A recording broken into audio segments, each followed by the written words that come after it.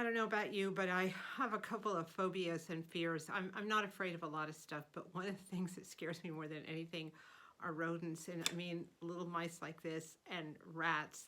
I just cannot deal with it. And living here in the mountains in a wooded area, yes, we do get our share of them. I've always been able to sort of palm the situation off on somebody else. Like I'll have somebody else just set the trap or come and get the mouse once it's in the trap. I just, even seeing it on the floor, I like avoid the whole room if it's in a trap. I just do not do well.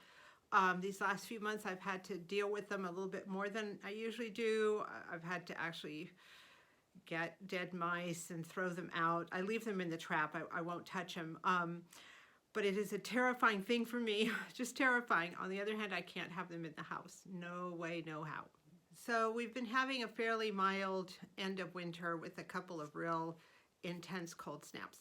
So we had a very intense cold snap a couple weeks ago, and it drove some little field mice into the house, specifically under my kitchen sink.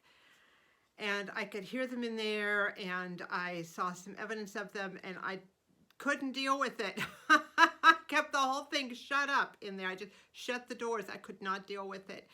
And I was waiting for, somebody to come to be here with me, at least when I opened it up, if I found something, just another presence of a person here, because I'm so phobic. But as it turned out, no one was ever available when I was available to clean out the under the sink area. So I had to do it by myself. So this is how I handled that situation.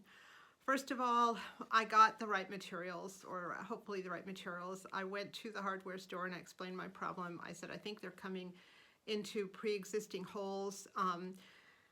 There are some old cable holes, where old cable wires had gone through for the previous residents, and there's stuff like that. I said I didn't see any evidence, because I did open it once. I said I didn't see any evidence of new holes in there, but somehow there's some existing way they're getting in there. So I asked for their advice, and told me to get this, it's like a spackling compound. It's a heavy duty one, and sold me one of these too.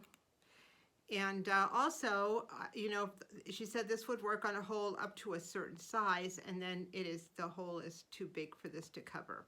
So I also purchased 2 different types of wall patches that will breach the hole if the hole is bigger than can be done with the caulking substance. So one of them was these self-adhesive wall repair patches, and they're like this. It's just a big piece of screen. I've actually cut about half of this off, and you cut it to size, you put it against the wall, then you spackle over it. I also got one of these self-adhesive repair patches. It's actually aluminum for if I found a really tough case. I haven't yet opened this. Well, when I realized no one was coming to rescue me, I finally opened the under cabinet area there, and I saw what was happening. There was a water pipe coming in, and the hole around the water pipe was bigger than the water pipe itself. So I could see that was the area they were coming into, and I found a couple other areas. So I'm going to show you what I did right now to solve that.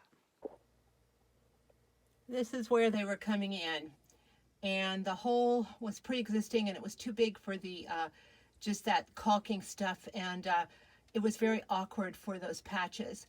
Plus, I thought if they're coming in there, I need to have something a little more serious, and I know I've been told that you need to put steel wool or something, so they don't like it, won't bite through it.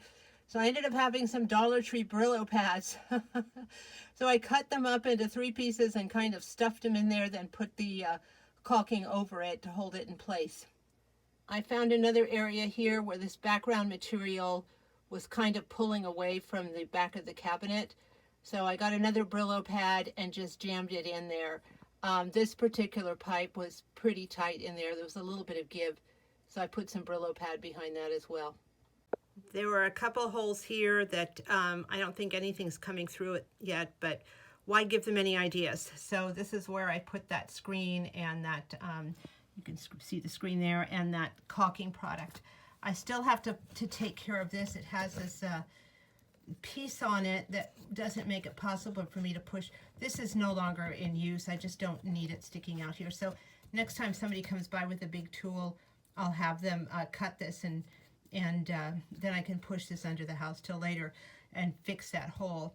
I do like the idea of this, and I have one actual cable that I use coming into the house, and if I could find something like this for that to just cover up the hole that it's coming in from, then that would be good. So I'll be able to look out for that.